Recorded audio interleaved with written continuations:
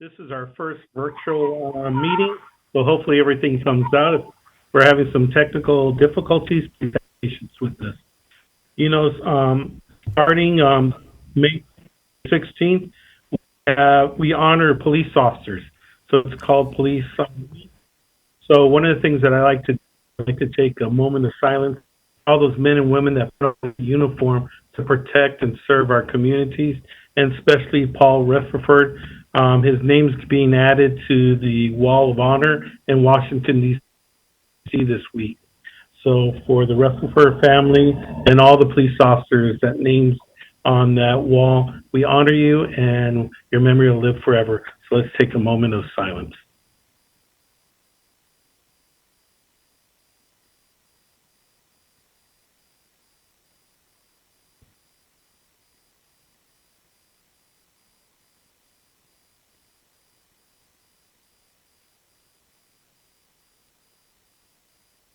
We thank you all. And with that, I like to, there's a call to the public. Is there any names or anybody that's ready for the call to the public, Milton? Mr. Chairman, we have one person signed up, Ms. Miriam Araya. Is she on the line?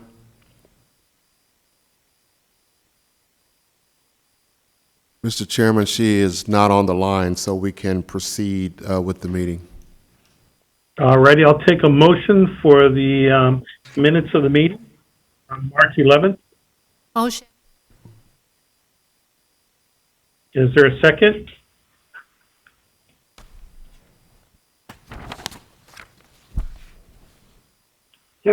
All righty, so we have a motion and a second. All those in favor of the March 11th minutes, say aye.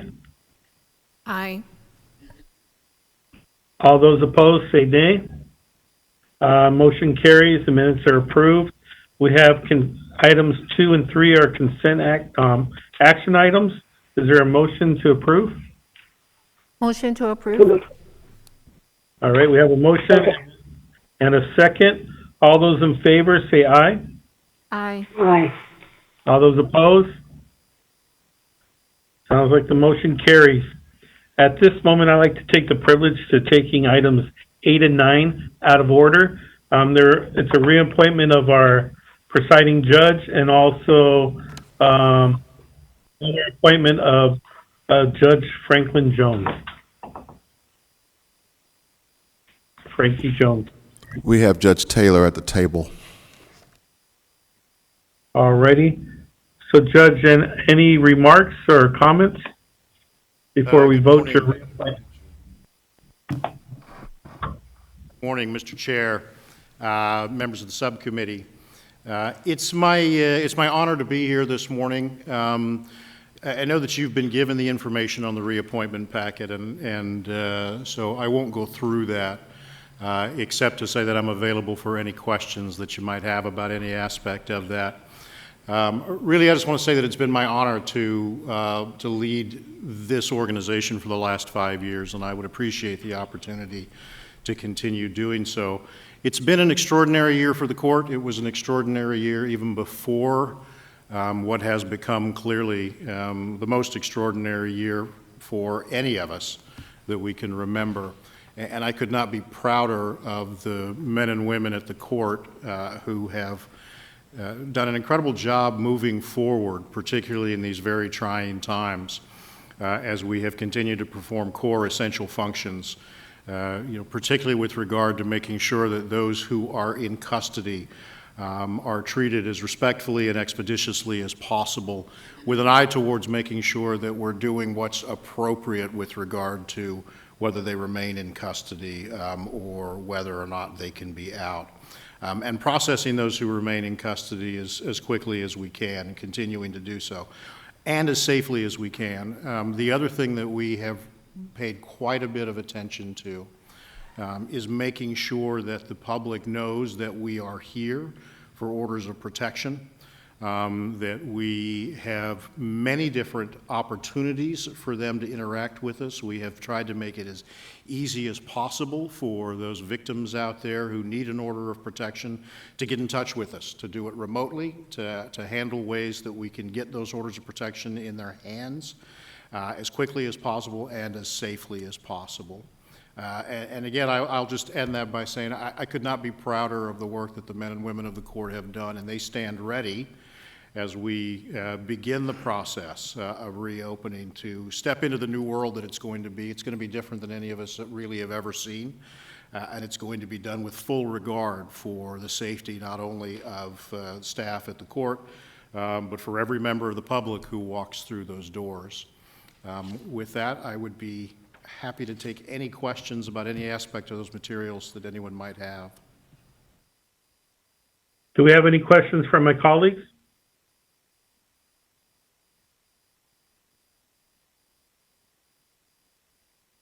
I'd like to take a... Are you there? Yeah, we can hear you now, Councilmember. Okay. I just want to thank the judge.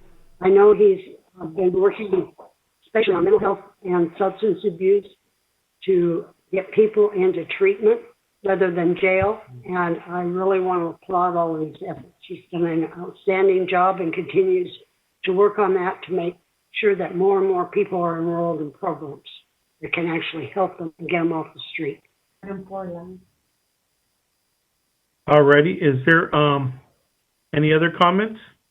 I have a motion. Alrighty, let's hear the motion. I move to reappoint Judge Presiding Judge Taylor III as the Judge of Phoenix Municipal Court for a 4-year term that will commence on February 10th, 2021, and end on February 9th, 2025, and as Chief Presiding Judge for an annual term that will end on June 30, 2021. Second. Alrighty. So we have a motion and we have a second. Basically, Presiding Judge, I just want to thank you for all your service to the city, the innovative way we operate our court, and thank you for your leadership. And with that, all those in favor say aye. Aye. Aye. All those opposed? Motion carries. Congratulations, Judge. Thank you, Mr. And Chair. we have the item number 9, which is the Correct. Frankly, Yeah, so Frankie. Right? as you'll recall, earlier the subcommittee interviewed judicial candidate officers, 7 of them, and decided that 2 individuals at that time would be appointed. They have been appointed. They have begun their process already of serving as judges in this difficult time. At that meeting, the council decided that one of the candidates, Ms. Frankie Jones, should be appointed if the court were to actually have a vacancy or a retirement coming up within 60 days. We expected that would happen, and then, of course, all bets were off with the way the world has gone since then. And that retirement has now appeared. I got formal notice of that it will be coming July 2nd. And so that is the basis of the motion in front of you, which is simply to give effect to what the subcommittee had already done that had somewhat been overtaken by events.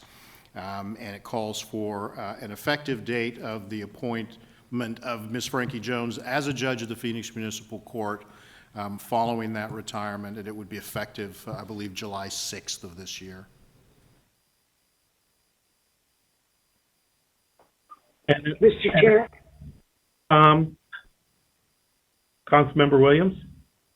I do remember our interview with Frankie Jones, an exceptional person, and I am delighted that, I'm sorry to say this, there's been a resignation so we can appoint her, but I think she will be an excellent member on the courts. You want a motion? I sure do. I move to appoint Frankie Jones as judge of the Phoenix Municipal Court for a term that would commence on July 6, 2020, and end on January 17, 2022. Second. Okay, we have a motion and a second. All those in favor say aye. Aye. Aye. All those opposed? It's motion carried. Congratulations, Mrs. Jones. Mr. And the Chairman, next item, oh, go ahead, I'm sorry. Mr. Chairman, Councilmember Garcia is with us. Oh, great. One of the things I got a request from one of my colleagues to move item number 4 as the last item on the agenda. So I'd like to do that at this moment. So we'll go to item number 5, the homeless court update.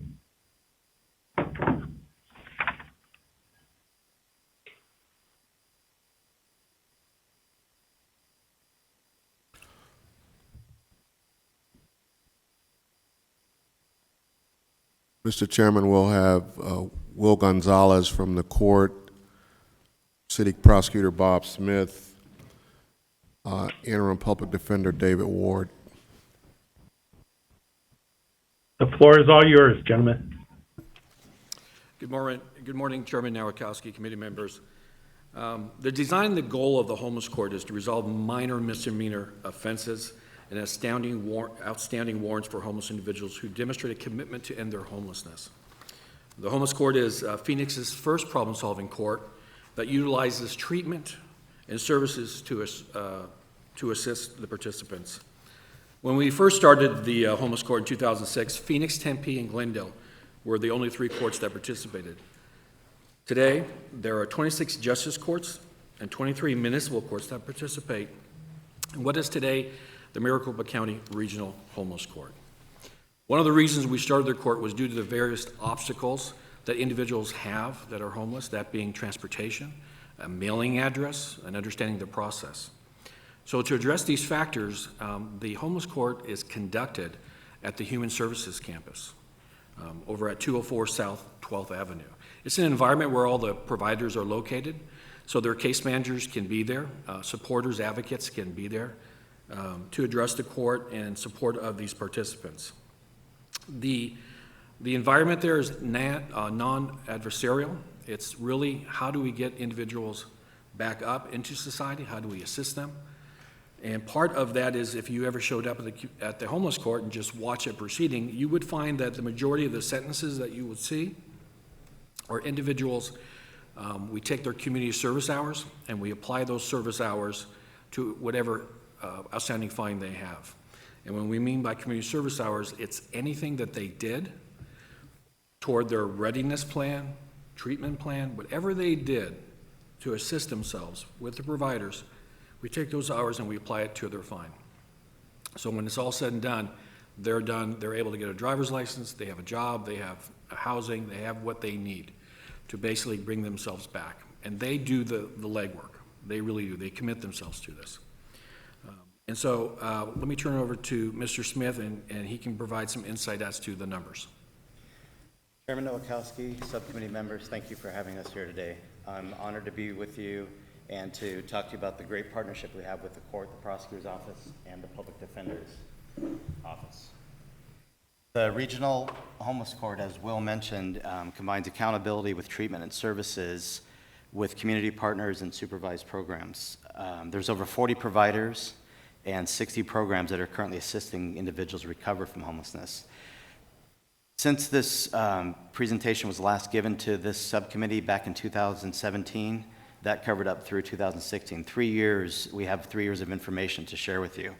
And I'm happy to report that the total number of defendants that have been heard and gone through homeless court is 553. Almost 600 individuals and that averages about 184 a year, 15 individuals per month that are being served to get back on their feet. Total number of cases that we've heard, 1,279, about 426 a year. The total fines that have been satisfied through the community restitution hours that Will mentioned the fines are just under $1 million, $989,000. That's an average of $330,000 over those 3 years. The total community restitution hours the individuals have committed to and completed before graduating is $250,000, $250,000 hours. What's important is that these individuals are doing what it takes to stay with the program for complete restorative justice to get back on their feet before they graduate. It's not just a matter of focusing on this is the amount of the court fines that are due. It's what needs to be done to get them on their feet. And so you'll see that individuals do quite a number of hours. It's not just, again, looking at the fine, it's where do you need to be to get through. So I'm going to turn it over to my friend Dave Ward, the Public Defender's Office Director, to tell you more about the impact of this program and the benefit to those individuals. Mr. Chair, members, thank you so much for having me. I'm David Ward. I'm the Interim Director of the Public Defender's Office. And what I want to do is give you a little bit of the personal impact that this makes on our clients who are going through the homeless court. I cannot overstate the value of the homeless court to our clients. And a simple viewing of one of our graduations will convince even the strongest opponent of the homeless court of the value of it. And I would encourage each of you to either watch it, they stream those graduations, or if possible to come out in person. The graduations are nothing more than celebrations. And the first time I was there, I was nearly moved to tears to watch how excited they are. These people come in, there's tears, there's clapping, there's photographs, there's hugs. Not so much hugs anymore, but back when we could hug, that was done. And it's a sense of victory and a sense of freedom. These people are now free from their fines, from warrants, from their criminal cases. But there's also a sense of victory in that they are now winning people who often haven't had an opportunity to win a lot. Success with people who haven't had a great deal of success. And now they're in a position where they a lot of times have worked through their court process and have worked through their drug issues, through substance abuse, other substance abuse issues, homelessness, employment, and it's a very exciting time to be seen. And I would encourage you, if you that could make it to ever come to that, to do that or to watch it while they screen it. So, but the homeless court is more than just a legal process for our clients. It's a very, very important part of their recovery. And so we really support it as much as possible. And is there any questions? Do we have any questions for my colleagues? I have a question. Carlos, Councilmember Garcia? Yeah. So I'm really supportive of this, of the court. I want to know a little bit more of what you all have learned in this, and has it changed other practices? 'Cause a lot of times you hear people, what may seem to some a simple court case ended up snowballing into some of these folks maybe being the reason why they're on the street. And so wondering a little bit of how the practice looks like between both of your offices going out there, how that functions, and also has it changed other practices within the office that are influenced by the information or the things that you've learned within the homeless court?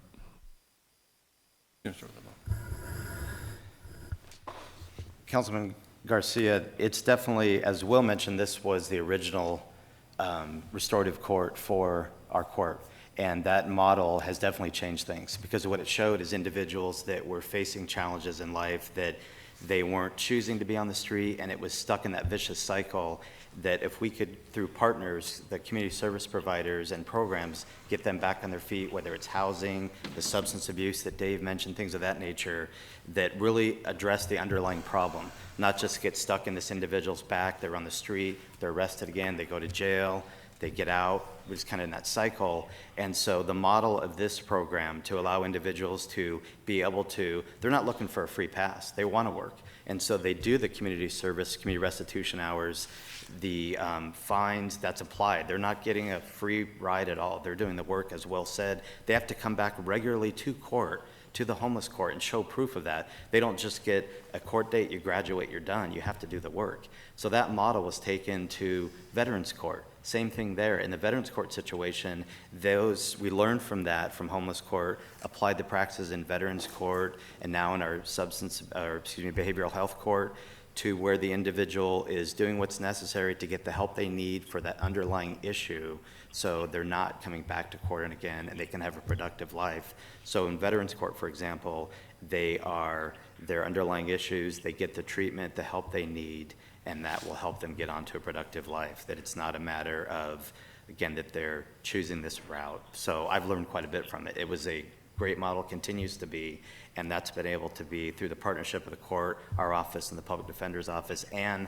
all the providers out there. It's important to note the providers, as well as the individuals themselves that have been charged with these offenses, we've all learned And as each treatment court happens, we have better models, I believe, as we go forward. One of the things I've always said, and we've pressed our lawyers to remember, is that I think that justice is handcrafted, that one size does not always fit all. And so we've taken that opportunity to go individual, and the homeless court gives us that opportunity.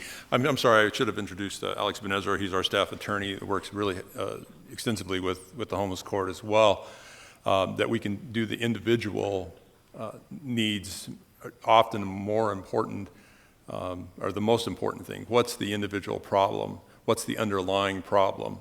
And then being able to focus on individual issues have been probably the biggest takeaway for us. Again, Veterans Court follows that same sort of process. Our mental health court does as well. And also in our driving on suspended license DSL court, where we fixate really just on that one person figuring out what the problem is and how can we get you out of this problem that you find yourself in. It tends to snowball, the fines tend to snowball. You don't pay your fine, then there's a fee that goes along with not paying your fine, which you don't pay the fee or the fine, and then you end up with a warrant, and the whole thing just snowballs. And so I think the individualized attention is probably the biggest thing that we've learned and we try to apply everywhere. Any other comments? Yeah, I just had one more little short question.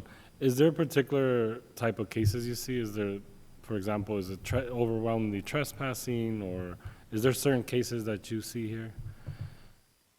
It's really quality of life crimes we see, and it's pretty much across the board, depending on the court you're talking about, the treatment court, like Veterans Court, but with the homeless court, it's typically the quality of life crimes, that the trespass, the individuals that may be drinking in public, things of that nature. But it's important to note, tied into what we've said, is that the individuals are held accountable. It's not a matter of just, as I said, a free pass. They're held accountable, but the crimes we would see would be that nature of trespass and other quality of life crimes. And if I could add to that, is saying that I've been impressed by how the clients want to take responsibility. There comes a time where they turn from saying, well, it's not my fault or it's whatever, to saying, I did this and I want to pay for it and I want to do my time, I want to work my hours. As you heard, oftentimes the number of hours, community service hours that they actually work to get out from underneath their fines is significantly more than what they might have in a regular court.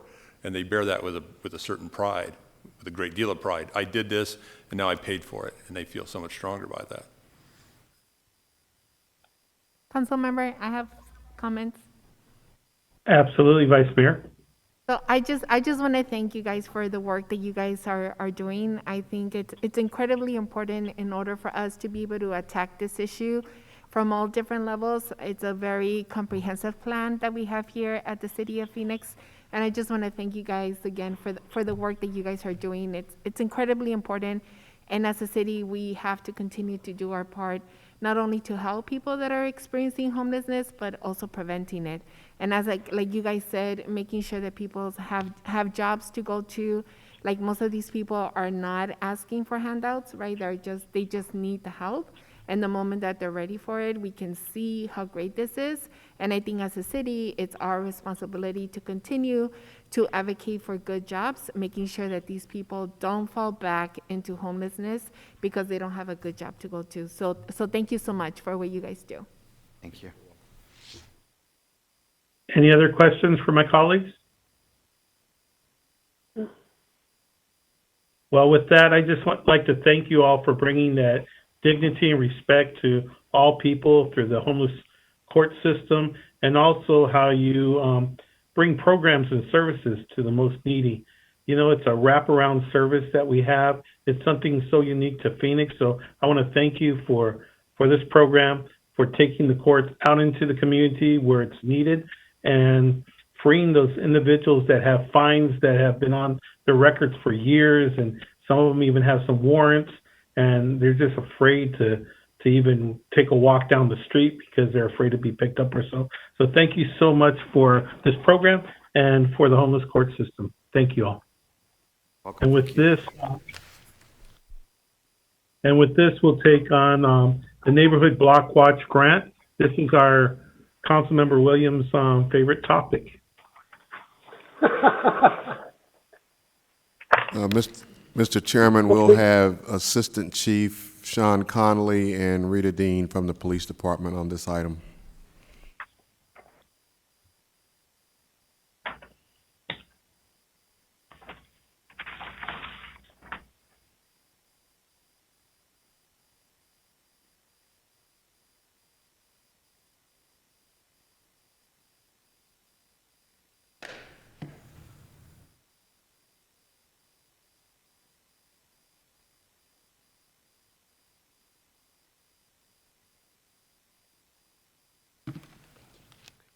Good morning, Chairman Nowakowski and members of the committee. Hope everybody is healthy and well. We all take great pride in how we connect and problem solve and create solutions with our communities. One of the most important and viable ways we do that is within our Neighborhood Block Watch program. What holds up that Neighborhood Block Watch program in a lot of ways is the Neighborhood Block Watch Fund, which is overseen by the Neighborhood Block Watch Oversight Committee. We want to talk to you a little bit today about an item for discussion and possible action related to the process with which we could increase that grant funding and how much is available in that fund. With me is Ms. Rita Dean, who we value immensely, from our Fiscal Management Bureau, and she will provide you some of the details related to that process.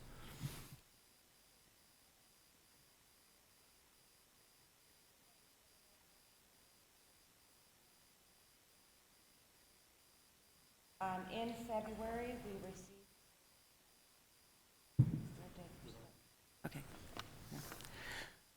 Sorry about that. In February, we received a request for information from Councilwoman Thelda Williams regarding the possibility of increasing the Neighborhood Block Watch Grant Program from currently at $10,000 up to $12,500. During our research, we came up with two different recommendations for discussion and approval. Recommendation number one would keep the authorized funding amount at $1.5 million, which has been approved by City Council. Keeping the $1.5 million would allow us to fund 150 awards at the $10,000.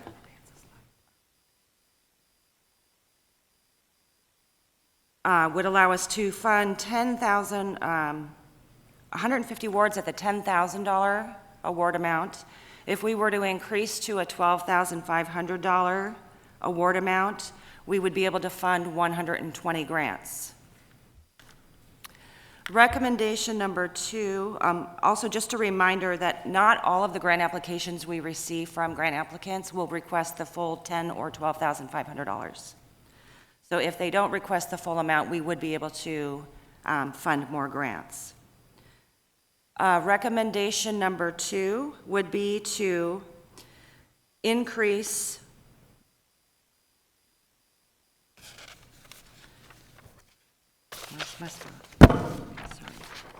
recommendation number two would be to increase the authorized funding amount to accommodate the $12,500 grant award, which would increase to $2.15 million, which would be an increase right now of $650,000 over the current approved amount. We used the number of grants that we funded in fiscal year 2018 and 2019 as a baseline. Under this increase, we would allow to fund 172 grants under the increase to $2.15 million.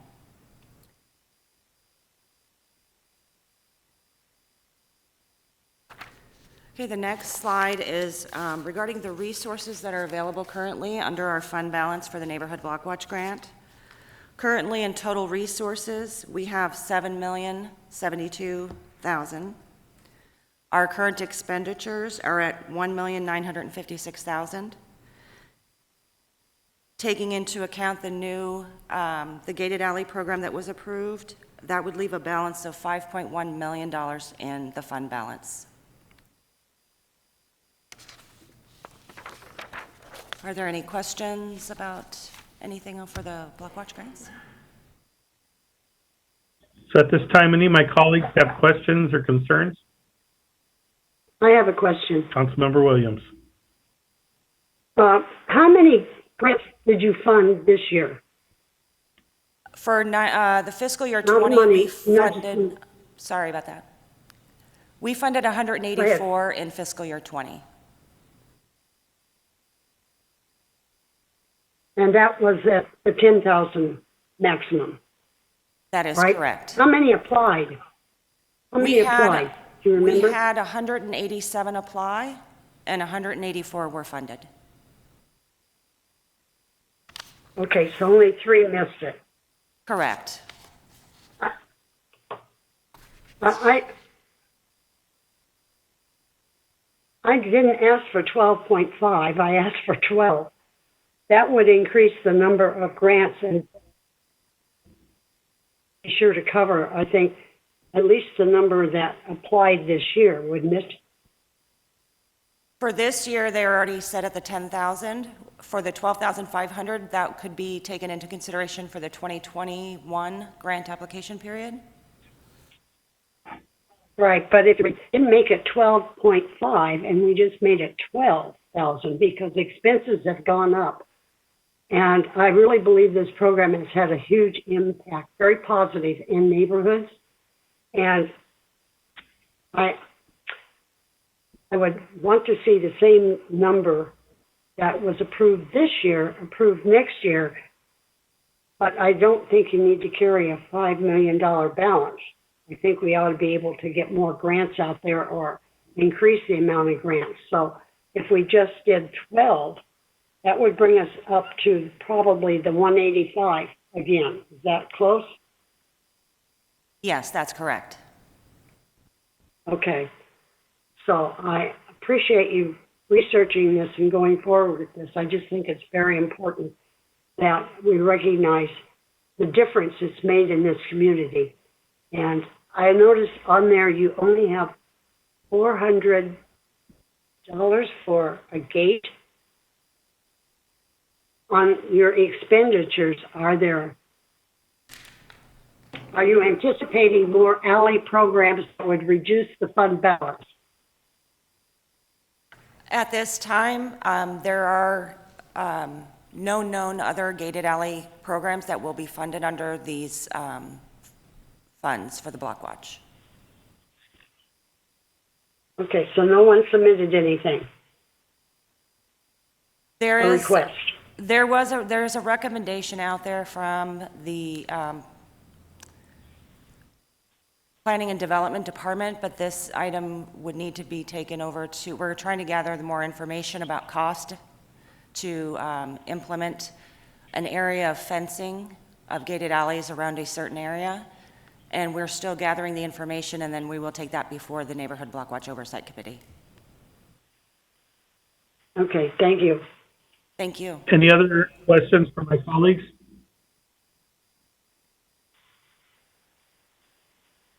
Seeing that there's none, do we have to make a motion to up that to 1,200 or? I would make the motion to up it up to 12,000 per grant, maximum. Is there a second on that? Sorry. Second. Thank you, Vice Mayor. So we have a motion and a second. All those in favor say aye. Aye. Aye. All those opposed? Motion carries. Thank you so much for all your hard work and all those neighborhood block watch. Congratulations. Next item on the agenda, I believe it's the item number 7. Yes, Mr. Chairman, this is the authorization to develop a police aircraft fleet replacement plan. And presenting on that will be Lieutenant Kennedy from Police and TJ Martin from the Finance Department. Thank you.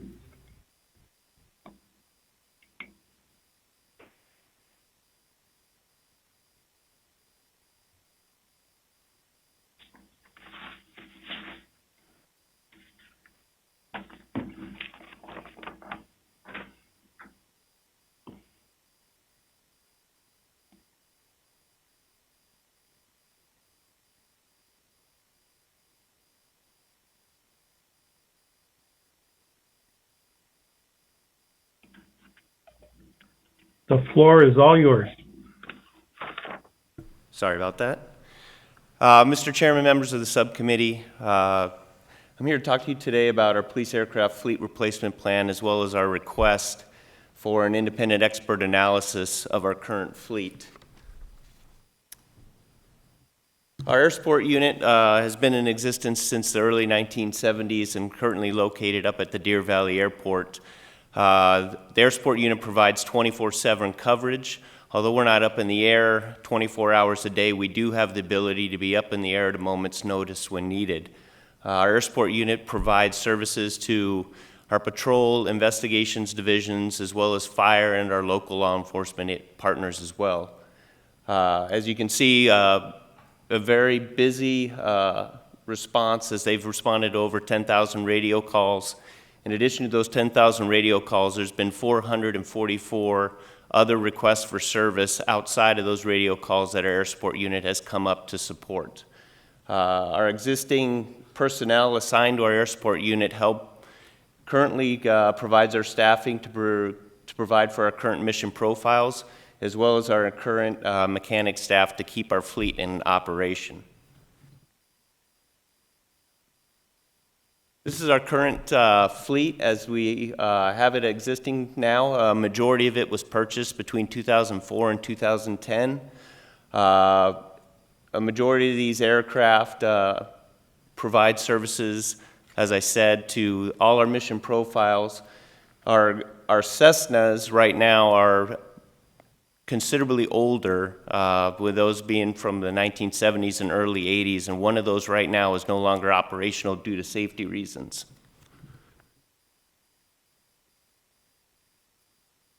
So just like your vehicle, as it gets older, it requires more maintenance. The same goes for aircraft. As our aircraft fleet continues to age, it's going to require more and more maintenance and service. So in addition to the regular service intervals that our aircraft go down for, they're starting to experience additional problems outside of that normal maintenance schedule. So when that goes down, that obviously hampers our ability to provide services. Currently, we are in the air and operational 10.5 hours a day. In the past, when we had 9 operational helicopters at one time, we were able to be airborne in the air 20 hours a day. So there's been extreme reduction in service over time. Obviously, we do our best to meet those needs with the current aircraft, but we could provide a lot more with an updated fleet. In addition to the reduction in our ability to provide services in the air, it also reduces our ability to expand our mission profiles beyond what they already are, as well as it limits our ability to provide additional training beyond the minimum that we can provide with our existing fleet. As I said, scheduled maintenance becomes more frequent as our aircraft continue to age. What that does is it really hampers our abilities. There's been times when we've only had 2 aircraft available due to unscheduled maintenance and repairs that needed to be done outside and in addition to that normal maintenance schedule.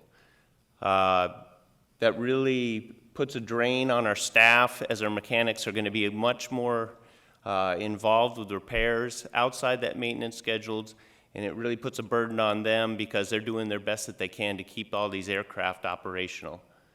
In addition to that, just like our car, your technology continues to improve with the newer age vehicles. Same goes for aircraft. So the aircraft technology has improved greatly over what we have existing now. Many of our aircraft are operating on steam gauges, and our mapping systems are outdated to the point that there's areas of the city that are now residential and commercial that do not show up on our existing mapping systems because the software upgrades are no longer supported with the existing technology. So there's not a way to upgrade our mapping systems with the systems that we have in place at this time, which presents officer safety issue when we cannot direct people in when our maps are not up to date.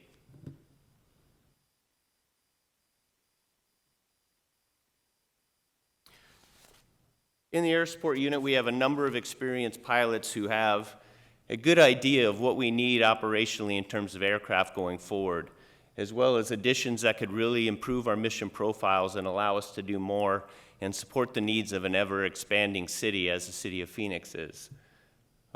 With this assessment, what we would like to do is not only take a look at our existing fleet, but look at what other technology and aircraft are available that would help us expand our mission profiles and do our job at a better rate than what we're doing right now. In the future, with these increased service demands and with this expanding city, an upgrade to our fleet is going to allow us to provide those services that we need to all our partners in investigations, patrol, fire, and as well as our local agency partners.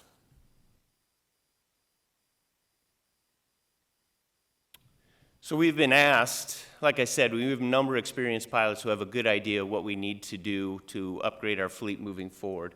We've been asked to identify a third-party expert who has experience in the aircraft industry who can give us an independent assessment outside of what we've identified at this point. The independent expert that has been identified has experience in private aviation and commercial aviation, as well as law enforcement experience. He is an existing helicopter pilot as well as fixed-wing pilot and has done assessments for other agencies similar to ours. With that being said, I'll turn it over to... Good morning, Chairman and members of the subcommittee. My name is T.J. Martin, and I am the Deputy Finance Director for Procurement. Finance, along with PD, now comes to the subcommittee requesting your approval for us to pursue the engagement of this third-party expert for purposes of conducting the fleet assessment. He will conduct a review, provide recommendations on the plan that's been developed, and the prioritization of the fleet to be procured. We expect that the engagement utilizing the special circumstance determination without competition will be the best method, as I understand that there aren't many individuals with this expertise in the industry, and of those we were able to identify only this expert was within the scheduled budget, which we anticipate would not exceed $50,000. Those recommendations then will come back in a multi-plan aircraft assessment plan for your review before any equipment is purchased. Any questions? Do we have any comments or questions for my colleague, Councilmember Williams? How soon could, thank you. How soon could this be done? I think they're in desperate need of at least one new helicopter. Councilwoman Williams, Mr. Chairman, members of the subcommittee, I don't know what the time frame that would take for the assessment to be completed. Obviously, we'd be in contact with him. Obviously, he has the experience in doing these, which would help expedite the process. But in terms of a firm timeline, I couldn't speak to that right now. Councilmember? Vice Mayor? So I understand what is it that we're looking at, but I'm just hoping that at this moment, every single department is looking at budget reductions given on what's happening right now in the economy and in the coming year. I want to ensure resources are being spent wisely, and I understand what we're saying about what's happening here, but we obviously have to figure out a way, how do we, keep our budget down, we keep our budget tight. I understand the need for this, but I also understand, that departments are being asked to look in the future about cutting 25% of their budgets. So we just have to be very responsible on how we spend the money and figuring out what is the best cost out there. Thank you. Thank you, Councilmember. Councilmember? Yes. So yeah, I agree. I think it seems, I know it's not a vehicle, and I know it's probably harder, and it does take some expertise to look into this. I guess I'm not understanding. Is this an assessment of our current fleet? Do we not have staff now that can figure that out? It just seems like a lot to have someone come tell us, yes, you need new ones, and these are the kinds that are out there. It seems like both the folks in the market are gonna wanna have, show you off what they have for sale or those sorts of things. So it just seems, it seems a little out of pocket right now to spend money for someone to just kind of hold our hands through this purchase, which what it seems like.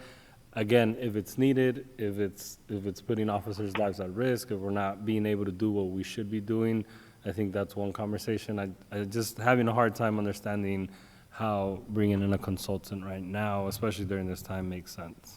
Mr. Chairman? Yes, Milton? To speak to Councilmember Garcia's question, there had been conversation amongst full council, I believe going back last summer, about when we were talking about the potential of a bond program to address fleet needs. Mr. Barton was involved with laying out of a particular strategy.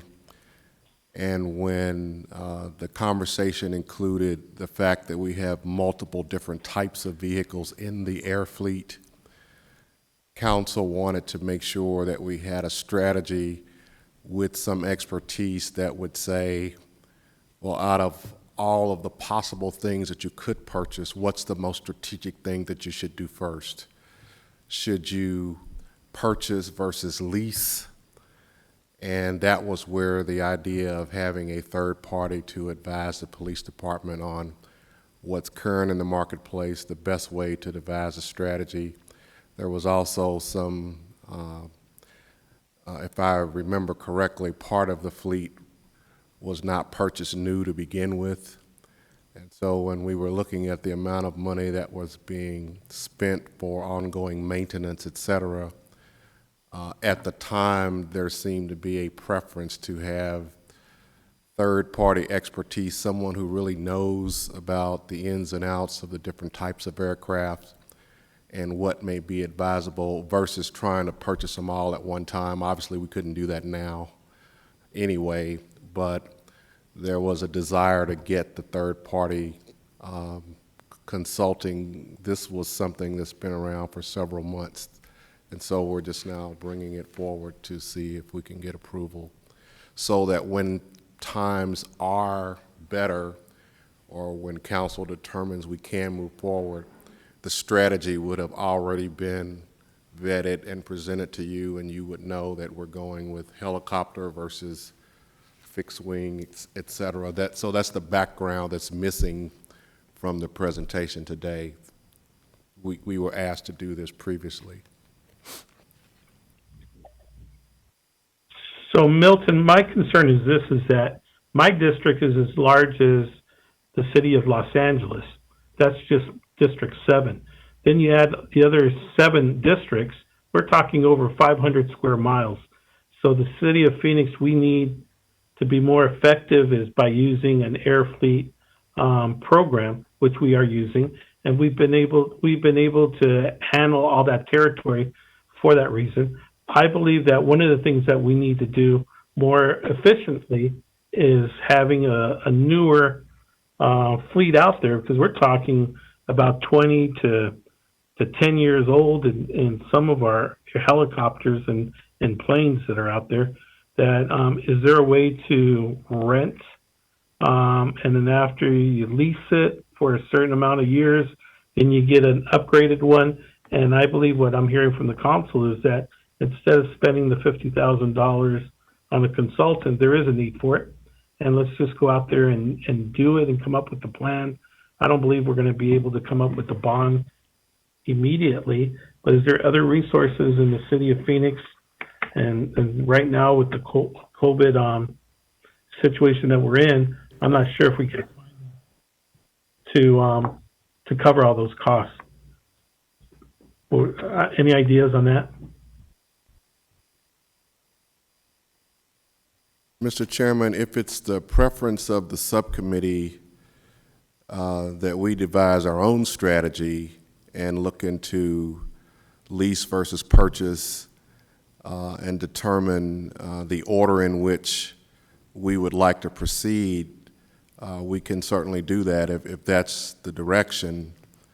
I was just pointing out that that previously we were asked to get some outside help in order to do it, because while we do have pilots, we don't necessarily have the same level of expertise on, you know, what should you buy first, what's the best way to go, what's a good price versus a not so good price. But certainly we can do as you direct. Any other comments from my colleagues? I have some comments. All right, Councilmember Williams? I just think back to in December when Cena and I went to go up in the helicopter, and they had two operational that day, and one came in, and we were to take right off, except it wouldn't start. They never could get us started, so we went back up in the second helicopter, and I know that the others were in waiting for parts, and I truly believe our air fleet is essential, especially the helicopters. Like you and Levine, us in the north, and I know that's uncharted territory. And it's important to have the backup of those helicopters. We don't do police chases anymore. They do them. They're strategically placed. They respond to a lot of calls, and I'm a firm believer that our old fleet needs replacement. I would love to have the expertise, but I also think that we have very experienced people on the department, and I am sure that they could take on this challenge, do some research, find out what's out there. Just remind them they can't spend all the money on one, because I know they will want everything, but to be sensible. But I would definitely say we need to move forward with looking at replacing at least part of this fleet as soon as possible. And I have a question for Milton. Is this already in this year's budget to fund this? So I believe this is something that's very important for the city of Phoenix. Oh, go ahead. Mr. Chairman, we do have Mr. Barton here, and so I would invite him to address the budget question.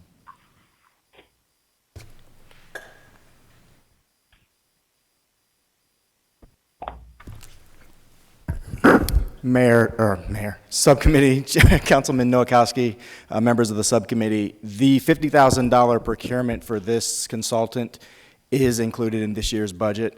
Just to clarify a little bit more to what Milton's point was, as far as bringing this consultant on board, you know, we've done extensive research on the fleet itself. We've done research on whether or not we should buy, whether or not we should lease, what should the complexity and the makeup of the fleet be. And we just thought, as we move forward with the bond program, potentially at some point in the future, it made more sense to have a third party really tell us how diverse our fleet should be. Should it consist of more helicopters or more planes, and what should they look like?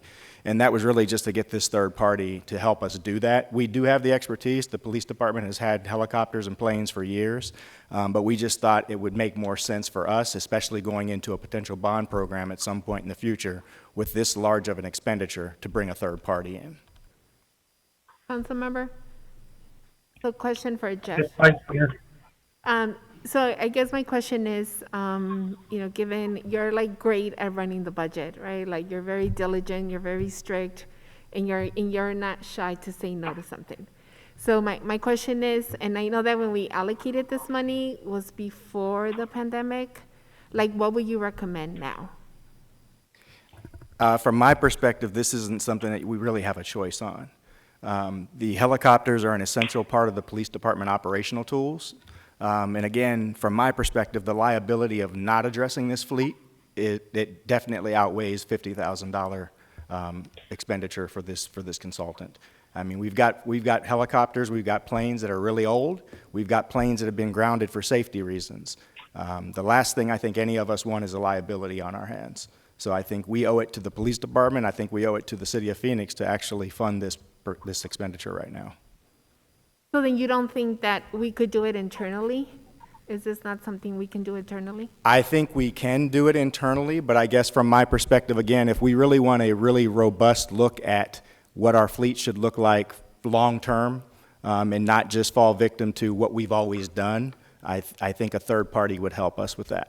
We can do it, but again, I think if we really want a comparison of what other agencies are doing, what the industry is going to be doing, what's it going to look like, what are the trends going to be over the next couple of years, and what is the long-term look of the police department from an air fleet standpoint, I think a third party could do that for us. That's what they specialize in. So can you just break down for me just a little bit more, what would be the difference between having someone else doing it and us doing it? Well, again, I think we are very good at flying the planes, and we are good at using the planes operationally and maintaining what we've got. But we are not the end-all, be-all on what is out there in the world. We don't know specifically all the different types of helicopters, and again, I'm speaking from my perspective. I'm not trying to cover police, but I know when we've done research for the police department on the fleet, our knowledge is very limited. Again, that's not what we do on a daily basis. Again, the police department, they fly the helicopters, they put the helicopters and the planes in operational utilization. But again, do we want a more robust view of what it is we should look like? That's where I think the consultant adds value over and above what we can do. That's Okay. my perspective. Okay, thank you so much, Jeff. With that, council member, I think I can be supportive of this. Councilmember? I make a motion. Oops, sorry. Okay, we'll go with Councilmember Williams, and then we'll go back to Garcia. I would like to make the motion to send this forward to the council for approval up to 50,000. We have a motion. Is there a second? Second. And we have a second with the Vice Mayor. Any discussion on the motion? Councilmember Garcia? Yeah, again, I want to push back a little and say that there's probably some partnerships we could look at, whether it's some flight schools, whether it's other cities that know how to do this better or have done it recently.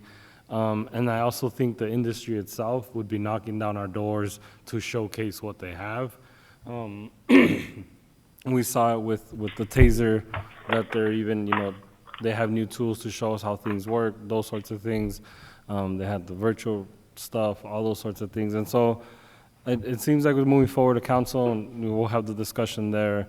But I really think that in this time that we're trying to cut in different places, and folks are looking to support each other, I think there might be other places we can look at to find the support, whether it's flight schools, other cities, or the things I've said before. So, thank you.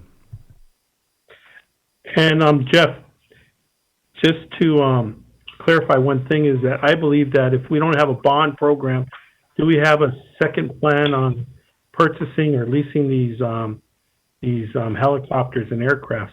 Because I think it's something that's crucial to the police, and that it's something that it's a tool that's needed, and we need to make sure that if there isn't a bond in the near future, that we have some type of other revenues that we can tap into to secure this service that's needed.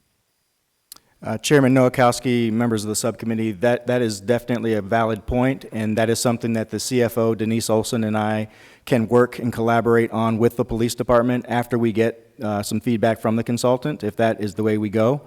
And we can put together a strategy in the event that we don't have a bond program. Again, to Councilwoman Guardado's point, right now resources are limited, but we can look at some flexibility in terms of financing or doing some other types of commercial paper types of products or leasing with another entity if that's the way we have to go. Mr. Chairman? Yes, Milton? Mr. Chairman, I just wanted to add for the conversation, just to somewhat as a reminder, in addition to the strictly what you would term police uses for the fleet, we average about 13 rescues on mountains per week. Not all of them require the use of a helicopter. Some people are brought down by way of big wheels. But there are some people that have gotten themselves into such a location on the mountainside that the air fleet is the only way to get them down. And so we want to have as much confidence as possible that the aircraft we're using to make the rescue can do what we need it to do.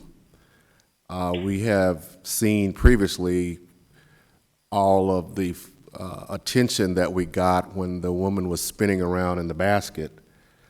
And that wasn't necessarily aircraft, but it just heightens the importance of being able to have the top of the line equipment to do what we need to do to serve the public. Thank you. Thank you, Milton.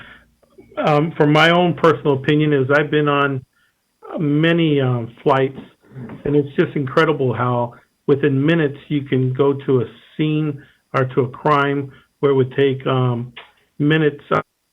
It would take about 15 to 20 minutes for a police officer to get there in their vehicle. So it's crucial. It saves lives, and it really helps with the police officers in the motor vehicles to capture those individuals that they need to capture in a safe and harmless community. So thank you all for what you do, Lieutenant, and make sure that all the pilots that serve our city, that we appreciate them and continue to do their great work.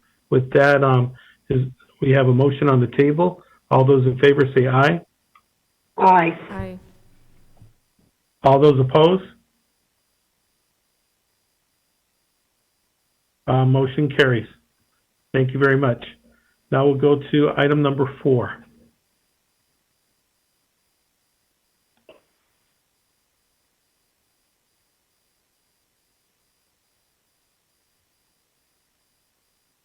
Mr. Chairman, to speak to item number 4, we will have Assistant City Attorney Julie Craig and Assistant Police Chief Sandra Renteria. Thank you, Milton.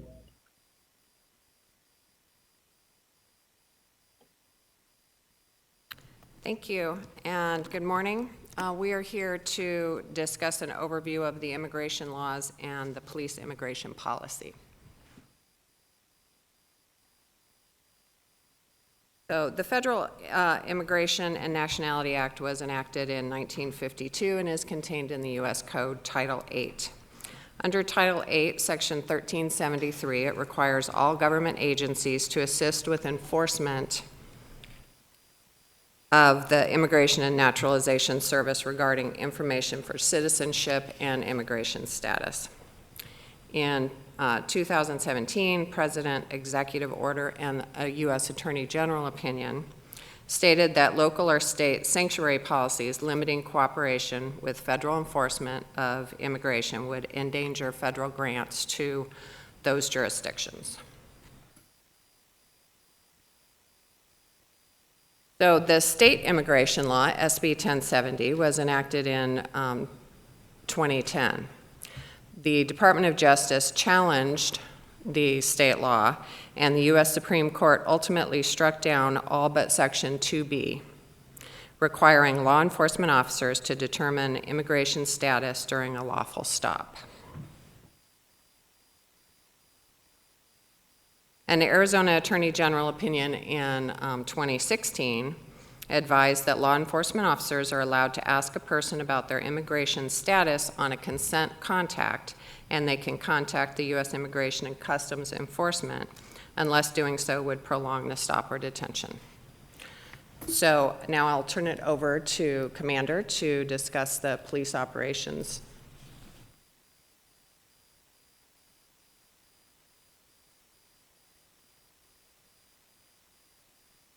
Thank you. Chairman Nowakowski, subcommittee members, the Police Department's Immigration Procedures Policy is Operations Order 4.48. This policy was created after SB 1070 became law to provide direction and guidance to officers on immigration enforcement that conforms with the state's immigration law. Notable revisions have been made to the policy throughout the years to incorporate changes in the law and recommendations adopted by City Council. The last major revision to the policy occurred in July of 2017 to incorporate recommendations from the Mayor's Ad Hoc Task Force, which included input from the council, community members, and advocate groups. There were 4 recommendations that pertained to police, which led to the following changes to the policy. Added to the policy was a sanctity of life statement, supervisory review and approval to call ICE, victim witness language mandating officers not to ask victims or witnesses about their immigration status since it is not required by law, mandating language that officers not ask immigration questions to drivers or passengers on traffic stops unless required by law, length of detention language clarifying that officers cannot delay their original stop for purposes of inquiring about immigration status or to call ICE. Also added was transportation to ICE language, making it clear that officers can only transport to ICE when there is a criminal immigration violation or upon consent of a civil immigration charge. Also added was school resource officer information, mandating SROs not ask about immigration status while on campus, and emphasizing the SRO mission about being a resource to foster greater trust between SROs and students. And also added was ICE contact data collection. Our Violent Crimes Bureau became our point of contact for officers to obtain review and supervisor approval to call ICE and to collect and document immigration data and ICE contacts. Removed from the policy included all references regarding the 287G program, which is a federal immigration program with law enforcement, which the Phoenix Police Department does not participate in. Also removed were state statutes were no longer enforceable. When it comes to training, training occurred when the law first was enacted with a 4-hour mandatory in-person training given to all officers by the police department's legal unit attorneys and the Professional Standards Bureau. Since then, numerous information has been disseminated through our employee notification system and through law bulletins developed by the department's attorneys to update employees on any policy changes or to give clarifying information on the law. All policy revisions are distributed electronically, where the employees must electronically acknowledge receipt of any changes or updates. When it comes to policy compliance is required by all employees for all regulations and policies in the department's operations order manual, and employees are subject to disciplinary action for failing to follow any of the policies. Policy violations are most commonly identified through supervisory reviews and through citizen complaints. And specifically to Ops Order 4.48, the Professional Standards Bureau conducts an annual review of the department's immigration policy, training, and enforcement. This concludes the presentation. We're available for any questions. Do I have any questions or concerns from my colleagues? Yeah, Councilmember. Councilmember Garcia? All right. So I have a couple questions. Do we ask everyone for their status? Chairman Nowakowski, Councilmember Garcia, the only time it's required by law to ask on immigration status is on all arrest, or if we are detaining somebody for a city, local, national crime, and we have reason to believe somebody is not here in a legal status. Did we change anything after the state? Did we change anything specifically to 4.48 after the state put out saying unless doing so would prolong the stop or detention? Have we shifted our training or anything we do in regards to not making sure that our officers are not prolonging any stop or detention? Chairman Nowakowski and Councilmember Garcia, that's been the case since the beginning, since the law was enacted. So nothing has changed, but we have given more training. Since what law was enacted? Sorry. I'm sorry. Since what law was enacted? Since SB 1070. So it's always been the case, and I'm sure Julie can, talk to this, but it's always been the case. You can't detain anybody any longer than the original stop just to check on immigration status.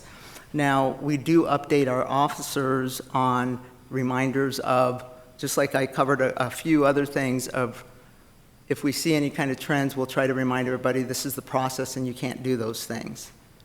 So I'm not sure if I'm answering your question. No, because I know it hasn't been the case since 2010 or since SB 1070. That's why we've changed 4.48 a couple of times, because we were doing it wrong or we were being inconsistent. There's another piece that you said you added to the policy, that verified criminal immigration violation or upon consent. Does that mean consent of who? The person being detained, or? Chairman Nowakowski and Councilmember Garcia, yes, and it's upon consent of a civil immigration violation, so that's when it would be under consent that we would even want to transport them. But it would be the consent of the person that we were talking to, yes. So they would have to admit and then say, yes, take me to immigration? Or what's the consent piece? Chairman Nowakowski and Councilmember Garcia, yes, they would have to consent to say, I am willing to go to the ICE facility. I know it sounds counterintuitive, but it does happen out there. It's happened to me when I was a young officer before this law even took effect. How do we document or keep track of people giving consent or not? Or do we? Well, Chairman Nowakowski and Councilmember Garcia, part of the changes from the Mayor's Ad Hoc Committee in 2017 did include data collection, and that's where we are now starting to keep track and log whenever why we are transporting, if we're transporting to ICE. That's when it's getting kept track. So do we let people go if they don't give consent, or if we've already determined they're not here lawfully, do we just let them go? Or do we hold them? What happens, let's say you pull someone over and you think the person doesn't have documents and you're sure of it, what happens at that point if there's no other charge to that person? Chairman Nowakowski and Councilmember Garcia, if it doesn't abide by the statute that we just talked about, there's no reason for the officers to be asking immigration status, and if they cannot verify through the phone calls of trying to contact ICE that ICE has a criminal immigration violation on them, again, we don't detain them any longer than is needed for the original stop. And if we are unsure, we treat it as a civil, potential civil immigration violation, and that means we don't enforce that because we don't have the authority to enforce it. I could keep going for a while, and I think, Chief and Assistant Chief Kurtenbach in the back we've had these conversations for a long time. We had gotten some data a couple months ago that we had requested. I don't feel like we're keeping track of the right data, especially race and ethnicity. In regards to this question of consent, I think it's a huge data point to know what our officers are doing, time that the stop is happening, all those sorts of things. And you don't have to come up. I just think there's still a pending conversation to make sure that we're doing this right, and that we're keeping the right data to be able to have proof of what is actually happening out there. Because even in a case that kind of brought this back to our attention, the data said that the person wasn't sent over to immigration when we knew the person was at immigration. And so, again, not questioning it, just kind of wanting to look back at the data and making sure we're doing the right thing. Mr. Chairman, members of the subcommittee, this is Jerry Williams, Police Chief. To Councilman Garcia's point, as you were talking about the consent questions, we don't have that. That is definitely a gap, and it's something that we can most definitely look into. And if nothing else, we can document it on an investigative report or some kind of report so we're able to track those data sets and that information. Thank you. Councilmember? Yes, Vice Mayor? Yeah, I mean, I just think it's really important for us to be able to do that, just because I just think that our police officers have more important things to be doing out there, right? Like our police officers were brought on to making sure that our neighborhoods are safe, and making sure that they're out there, doing the job that they applied to do at the beginning. So I just think that's incredibly important. I think we need to figure out the inconsistencies that we hear about, because even in the conversation here, right, we say that we don't check for documents, but then I don't know how is it then that we get to the point where people say, I don't have documents, right? So it seems there's just some inconsistency there, right, where we say we don't ask for papers, but then at the same time, we say that people tell us that they don't have documents instead of just leaving it as is. And again, this is from a place where I think our police officers have other duties to be doing, and we should let them continue to do that as well. So I think the sooner we can fix that inconsistency, I think it'll be better for everyone. Thank you. Thank you, Vice Mayor. Any other questions? Councilmember Williams, do you have any questions or concerns? No, I haven't heard from anyone probably in the last 6 months or more that it's been problematic. I'm sure a time or two is hit, but I think our police officers and all are doing a good job. So, no, I don't have any further questions. Thank you. Chief, I just really want to thank you for believing in that community policing. I believe that community policing is a way that we get that data, information, and have the police officers out there in the community listening to the different concerns that are out there. The state of Arizona has passed some very horrendous laws that are anti-immigrant, and the Phoenix PD has tried to juggle that the best way that they can, and they continue to make those changes.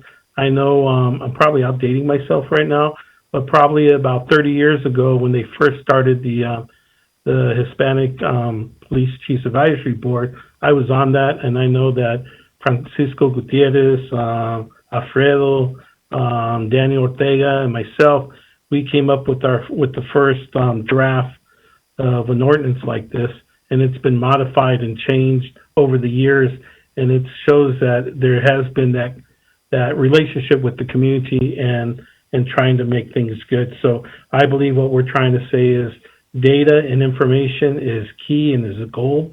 And I know that you believe that, Chief, because of your community policing efforts, and we just need to continue that. And people that are listening out there in the audience or out on the television or on social media, that you really need to bring in that data, more information. The more that we know what's going out there on the streets, the better we can come up with solutions.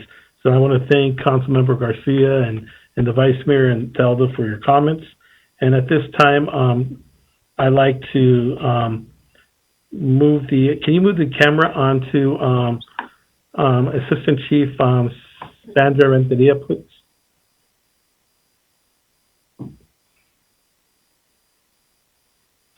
Sandra, at this time, I'd like to take the privilege as the chair of this subcommittee to really thank you. Thank you for the 26 years of your service with law enforcement. You started off with the Deputy Sheriff's Office, and you were the first Hispanic woman to be hired as a deputy. So congratulations for being the first and for being that trailblazer.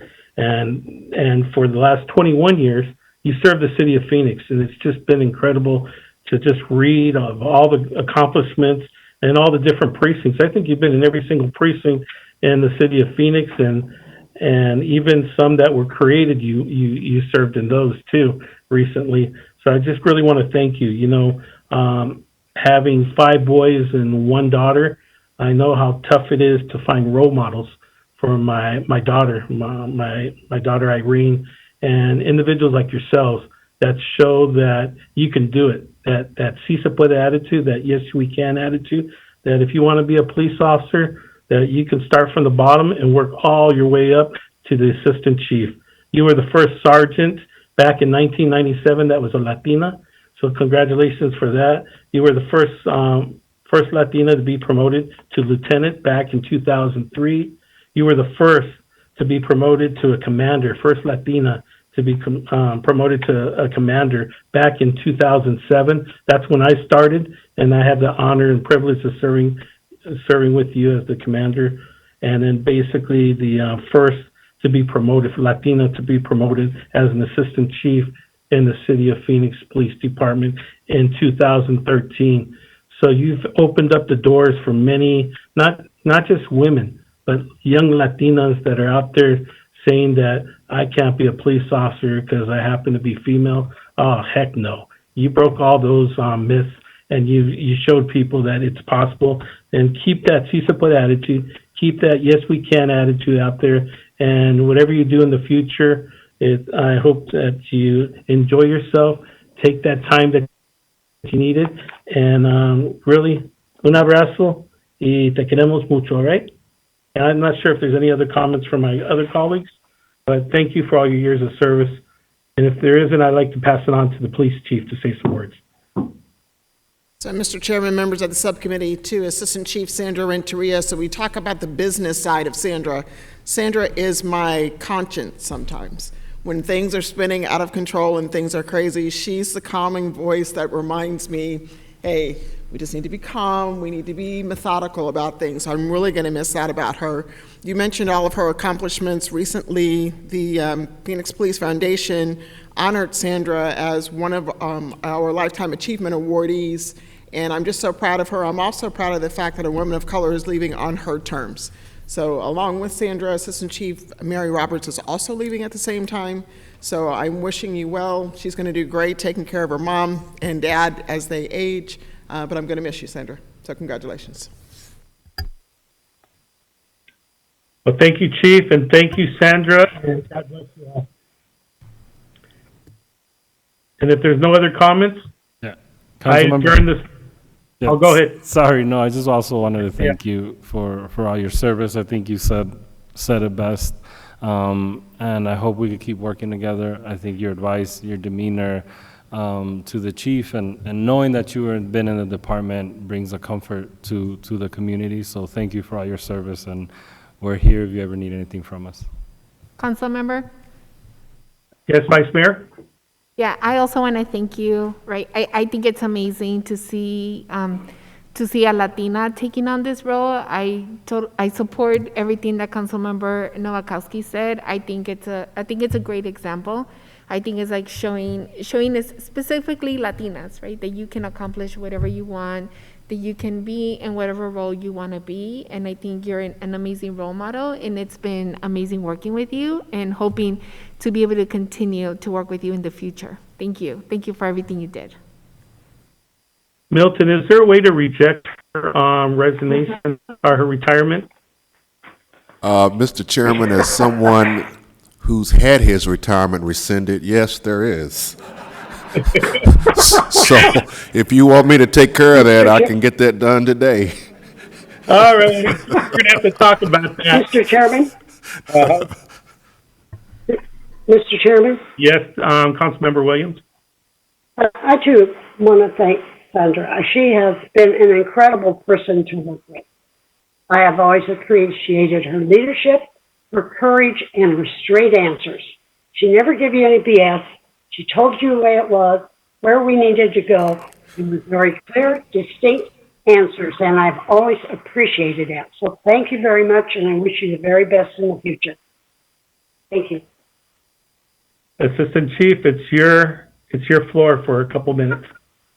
Thank you. I wish I had my mask right now so that way I could hide my embarrassment from getting all this attention. But Chairman Nowakowski and council members, I just have to say thank you so much to all of you. I've worked with some of you longer than others, but it's been a privilege working with all of you, and I really appreciate all the support that I've gotten throughout the years, so I appreciate that. And I have to say thank you to the city because they took the chance and hired me many moons ago, and I had many opportunities to rise through the ranks, so I appreciate all of that, and getting a little choked up. But it has been an honor to wear this. I said I wasn't going to do this. It's been an honor to wear the uniform and to serve this great city that I live in also. Thank you. Thank you.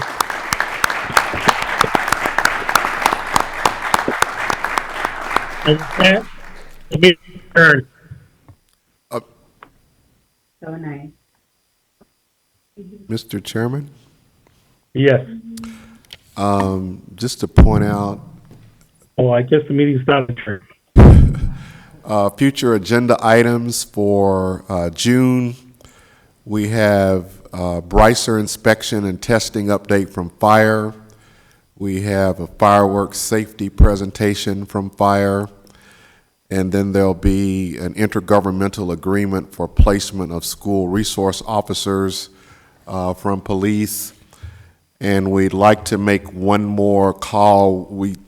It seems like someone is on the line, so Miss Miriam Araya, are you on the line now?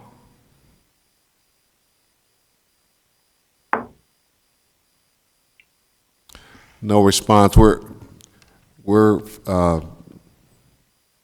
finished with the items for me, Mr. Chairman.